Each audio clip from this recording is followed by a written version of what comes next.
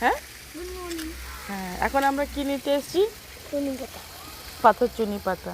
দাদু একটা কিছু জুস বানাবে, তাই আমরা এই পাথর চুনি পাতা নিচ্ছি। তাড়াতাড়ি নিয়ে যাও। দাদু কিচেন থেকে বলেছে পাথর চুনি পাতা নিয়ে আসতে। দাঁড়ো দাঁড়ো। হুম, না না, ভিতরে যাব না।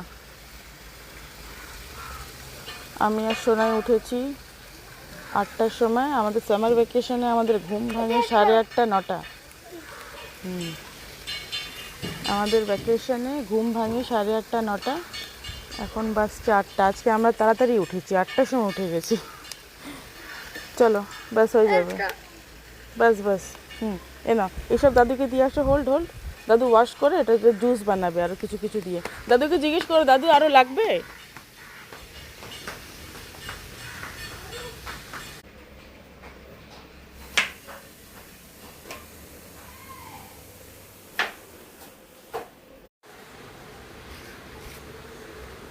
এই যে আমার সোনাই রাজা যে কি মজা পায় এখানে সামনে গিয়ে হাঁটতে, সেটা ওই জানে।